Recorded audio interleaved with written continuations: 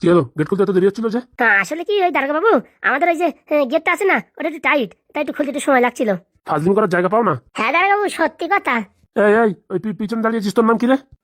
কি স্যার আমার? তোর পিছনে কেউ আছে? নাই তো স্যার। তালি তোরই তো বলিস, তোর নাম কি? ঢ্যাবনা স্যার। শোন, তোদের বাড়ি কি উদ্দেশ্যে আসছিস সেটাই তো বুঝতে পারিস? না স্যার, আমরা কি করে বুঝবো? শোন, ভালো ভালোই বলছি, এমএলএর খবর যদি জানিস বলে দে, নয়তো কিন্তু কপালে দুঃখ আছে। স্যার আমরা কোথা থেকে জানবো? আমরা গরিব মানুষ, দিন আনি দিন খাই। কোথায় এমএলএ আর কোথায় আমরা? ওইসব তেড়া রাখা কথা বলবি না, বুঝতে পারছিস? যদি কোনো সূত্রে জানা যায় যে এমএলএর কেসে তোরা জড়িত, তোদের বুঝিস ওই ঠ্যাং বাইন্দে উপর দিয়ে 3rd ডিগ্রি টর্চার করবো, মনে রাখিস। স্যার আমরা কিচ্ছু জানি না, সত্যি বলছি। কিন্তু আমাদের মনে সন্দেহ যে তোরাই এই কাজের মাস্টার গুরু মাইন্ড। স্যার সন্দেহ করলে তো সব কাজ করা যায় না না। দেখেন, আগেরবার সন্দেহ করেছিলেন যে আমি একটা মহিলার সাথে খারাপ ব্যবহার করেছি, কিন্তু পরবর্তীকালে জানা গেল যে ওইসব ফালতু ঘটনা। বুঝতে পারিছেন? তো এখনো আপনি জানতে পারিছেন যে আমাদের সরু লাইন আছে, কিন্তু আমাদের সাথে এমএলএ বাবুর কোনো সম্পর্ক নাই। মানে দূর দূরান্ত পর্যন্ত সম্পর্ক নেই। কোথাকার আমরা আর কোথায় এমএলএ? হ্যাঁ হ্যাঁ, আমরা দিন আনি দিন খাওয়া মানুষ, ওইসব মানুষের সাথে আমাদের কানেকশন। আর তাছাড়া এমএলএর সাথে তো আমাদের পটে না। আগেই তো 2-3 বার ঝগড়া হয়েছে। আপনি জানেন কি জানেন না সেটা আমি বলতে পারবো না। স্যার, আমার মন বলছে এরাই এই কাজে যুক্ত, না হলে এমএলএ এইটুক জায়গার ভিতর থেকে কোথায় গায়েব হয়ে যাবে? কেন স্যার, আমাদের উপর সন্দেহ কেন? অন্য কেউ তো করতে পারে কাজটা। অন্য কেউ মানে? মানে এখন এই এমএলএ বাবু ভোটে দাঁড়াচ্ছে, ওনার বিপরীত পার্টি নারকেল বেগম, ওই দিক থেকে ওনারাও তো কাজ করে দিতে পারে। মানে এমএলএ বাবুরই সরাই রাখতে পারে, ওনার একটু ভোটের জন্য লাভ হবে। কি বলছে? কথায় তো যুক্তি আছে স্যার। একবার নারকেল বেগমের কাছে যাই জিজ্ঞাসাবাদ করলে হয় না? শোনো, তোমাদের কথা অনুযায়ী আমরা নারকেল বেগমের কাছে যাচ্ছি। সেখান থেকে যদি কোনো সুরাক না পাই, তাহলে তোমাদের কিন্তু 3rd ডিগ্রি টর্চার করতেই হবে, কিচ্ছু করার নেই। বলছি স্যার, আমরা তো কিচ্ছু করিনি, তা আমাদের কেন 3rd ডিগ্রি টর্চার করবেন? আমার মনে সন্দেহ হচ্ছে তাই। স্যার, আপনার বউ যদি ফোনে অন্য কারোর সাথে কথা বলে, তাহলে কি আপনি সন্দেহ করবেন? ইয়াদব ছোড়া, কোন কথার সাথে কোন কথা ঝুলাচ্ছিস তুই? হ্যাঁ, আসলে স্যার, কি কি কি বলতে কি বলে ফেলাইছি, ভুল হয়ে গেছে। উদাহরণ দিতে চাইছি একটা, হয়ে গেছে আর একটা।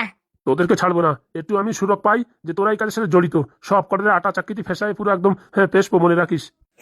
সরি স্যার, ভুল হয়ে গেছে। আমি ওইভাবে বলতে চাইনি, উদাহরণ দিতে চাইছি একটা, হয়ে গেছে আর একটা। কপালে দুঃখ আছে, মনে রাখিস। চলো চলো চলো, এখানে দাঁড়িয়ে থাকা যায় না। অসভ্যই তোদের সাথে কথা বলাই বেস্ট।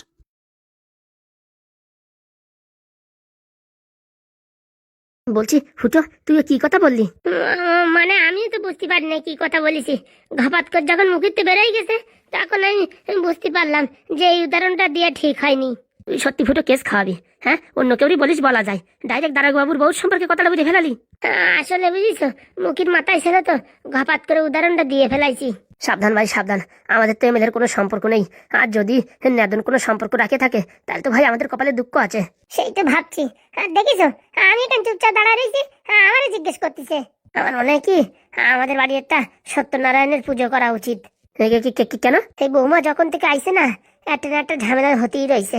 তাই বৌমা বাড়ি আসার পরে সত্যনারায়ণের পুজো হয় নাই না, তা একটা সত্যনারায়ণের পুজো করার দরকার। তা সত্যনারায়ণের পুজো করতে হলে স্বামী স্ত্রী দুজনের দরকার। আর এখানে পুজো করানোর কি দরকার? হ্যাঁ, এদিকে তো বৌমা ডাইভোর্স দিয়ে চলে যাচ্ছে, তাহলে ওই ডিভোর্স টিভোর্স হোক, তারপরে একবার পুজো করালি পারে আপদ বিপদ সব চলে যাবে। কি বললেন আপনারা কথাগুলো? আরে তুমি আবার এখানে? একটা সামলাতে পারতেছি না, এখন আবার একটা আইছে। একটু আগে কথাটা কি বললেন, সেই কথাটা আবার বলেন। কি কি কি বলেছি? আমি আপদ বিপদ সেই কথা বলেছেন না? তোমার কথা কিছু বলা হয়নি, বুঝতে পারিস? নিজের কানে শুনেছি আমি, নিজের কানে। বলছি কি, তোমার কি কোনো খেদে কাজ নাই? হ্যাঁ, আমাদের পিছনে না লাগলে কি তোমার হয় না? কে কার পিছনে লাগছে শুনি, কে কার পিছনে লাগছে? এখানে এসে 2 দিন হয়ে গেল, তোমার ছেলের কোনো খবর নাই। একবার ফোন করলেও পাওয়া যায় না, আর সারাক্ষণ ব্যস্ত থাকে। কি ব্যাপার? হ্যাঁ, ছেলের শাসন করতে পারো না? দেখো, তোমার তো কথাবার্তা হয়েই গেছে, আমার ছেলের সাথে তোমার ডাইভোর্স হয়ে যাবে, তারপর ফোন করার দরকার কি? টাকার ব্যবস্থা হয়ে গেলে পাঠাই দেবে, সই স্বাক্ষর করে চলে যাবা। ওইসব বললে হবে না, টাকা পয়সা দিলে হবে না। সারা গ্রামের মানুষের সামনে আমার পাও ধরে ক্ষমা চাইতে হবে, তারপরে যাইয়ে সই স্বাক্ষর। বুঝতে পারিস? এটা আবার কেমন কথা?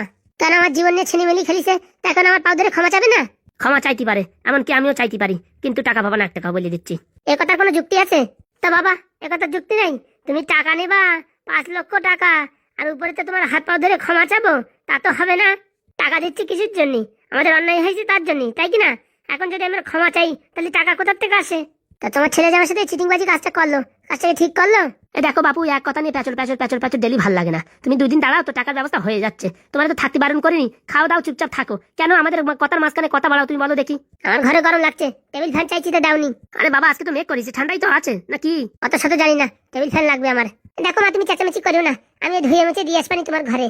তুই যাস না রে ঢ্যাবনা, তোর নামে কেন আবার বদনামি দিয়ে দেয় বলা যায় না। আজকালকার যে দিন খারাপ খারাপ চলতেছে, আমাদের উপরে এমনিতেই কত বড় বড় একটা বজ্র পড়তেছি, দেখতে পাচ্ছিস তো। তোর বৌরি দিয়ে দিয়াস। কি এরকম এরকম কথা বলতে পারলে? আমার চরিত্র কি অত বড় খারাপ নাকি? হ্যাঁ, এরকম কথা বললে? তোমার কথা বলিনি, আমাদের সময় খারাপ চলছে তার জন্য বলছি। সময় খারাপ চলছে না, সব ঠিকই চলছে। নিজেরা ইচ্ছা করে সবকিছু করছে, আমি কি বুঝি না? সবকিছু ইচ্ছা করে করছো মানে? ওই যে এমএলএ বাবুর সাথে তোমাদের কোনো সম্পর্ক নেই? এখানে আবার এমএলএ বাবু কোথায় আসলো? হ্যাঁ, তোমার কথা হচ্ছে, এখানে আবার এমএলএ বাবু কোথাতে আসলো? আর কি বলবো, ঠিকই বলিস ফুটোদা, আমাদের সময় খারাপ চলছে। নাই তো নৌকো চলতেছে জলের ভিতর দিয়ে, ঘাপ করে একটা ইটি বাজিয়ে নৌকো ফুটো হয়ে জল ঢুকিয়ে আমরা তলায় গেলাম। আমার টাকা যদি সময় মতো না পাই না, দারোগা বাবু একটু আগে বললো না এমএলএ বাবুর খবর জানো নাকি? আমি ডাইরেক্ট যাই বলে দেবো এরা এই কাজটা করেছে। কি শয়তান মেরে? শয়তানের এখন দেখিস কি? সত্যি বাপু সত্যি, জীবনে আমরা তো ভুল করেছি। পাদু একটা ভুল করেছে, বিরাট বড় ভুল, কিন্তু এই ভুলের প্রায়শ্চিত্ত হতে চলতেছে। পাদু ভালো মানুষ, ওর জীবনে এই ভুল বেশি দিন থাকবে না। কি এরকম কথা বলতে পারলেন? মাগো তোমার পায়ে পড়ি, তুমি বিদায় নাও। তোমার সাথে মুখ বাজাই আমাদের শক্তি ক্ষয় করতে চাই না, বলে দিচ্ছি। আমার রুমে ফ্যান চাই, আর টাকা পয়সার ব্যবস্থা তাড়াতাড়ি করো। আমি এখানে থাকতে চাই না, এইসব অসভ্য ইতর ছেলে মেয়েদের মানুষের ভিতরে আমি থাকতে চাই না। কি বললে? কথাটা কি বললে?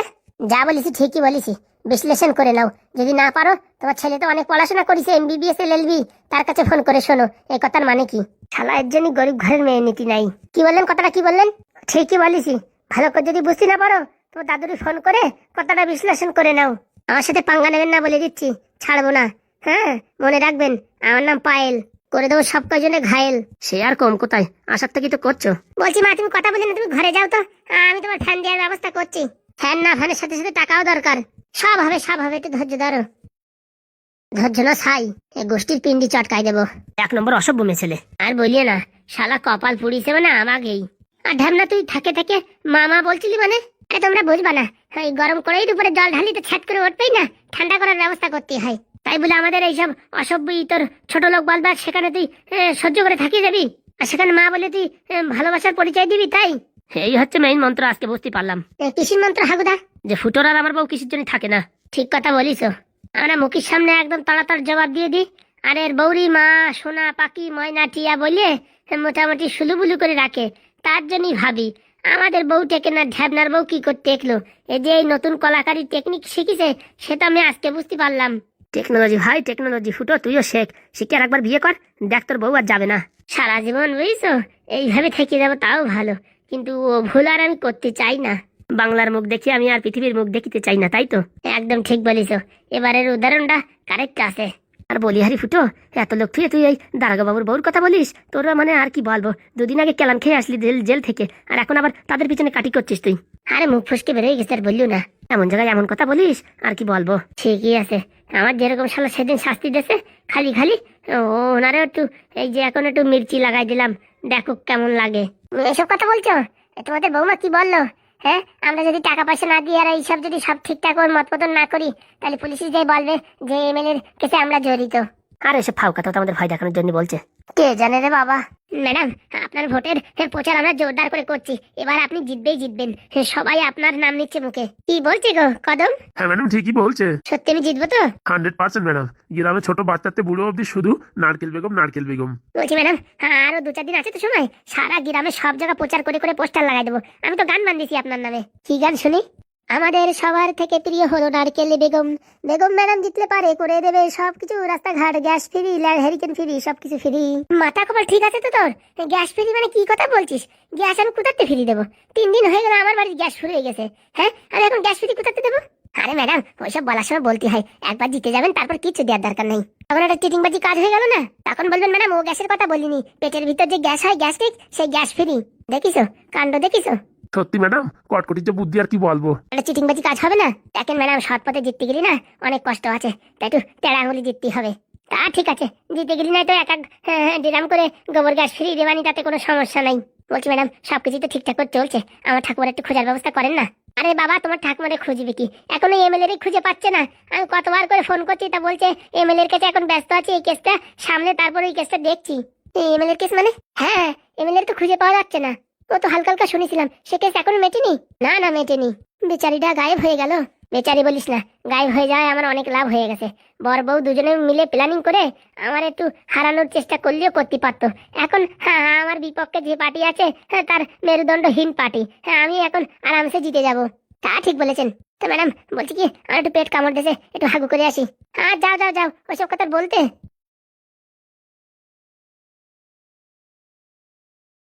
বলছি কদম, কটকটি যা বলছি ঠিক কথা? হ্যাঁ ম্যাডাম, গ্রামে গঞ্জে ভালো প্রচার হয়েছে, সবাই আপনার নাম বলছে। আর এই সময় যদি কিছু টাকা বিলি করতে পারতেন না, তাহলে আরো খুব ভালো হতো। টাকা তো বিলি করবো, আছে তো আমার কাছে সবই, সব ডুপ্লিকেট টাকা। তো ওই টাকা দিলি পারে লোকজন দোকানে জিনিসপত্র কিনতে গেলে পারে ধরা খালি পারে, ওতে আবার একটা বদনাম কেস হবে না?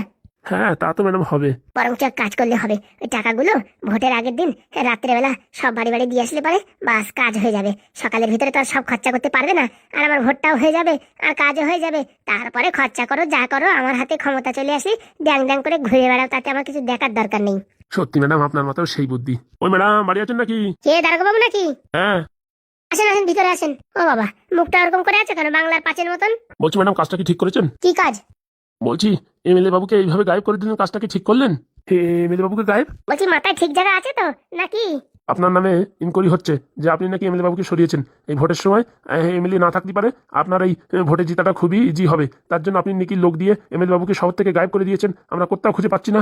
এসব উড়ো কথা বলে কে? হ্যাঁ হ্যাঁ, এসে বুড়ো কথা কে বলে? হাসির কথা না ম্যাডাম, আপনি হাসছেন, হাসির কথা না। এটা কো, আমার নাম নারকেল বেগম, ওই রকম ভীতু বেগম না যে ভয়ে দিয়ে কেউরি আটকায় রাখে ভোটে জিতবো। আমার নাম হচ্ছে নারকেল বেগম, নারকেলের মতন আমি একদম দাঁড়াই থেকে জিতবো। কি ভাবো? হ্যাঁ, এমএলএ রে আমি সরাতে যাবো কিসের জন্য? ওর বউ সরাইছে, তার টের পাচ্ছে না? সিম্পেথি ক্রিয়েট করে ভোট পাচ্ছে। হ্যাঁ, যার বর এইভাবে এতদিন ধরে হারাই গেছে, সে বাড়ি চুপচাপ বসে থাকে কি করে? আপনাদের মাথায় এইটুকু কমন সেন্স নাই? মানে কি বলতে চাইছেন?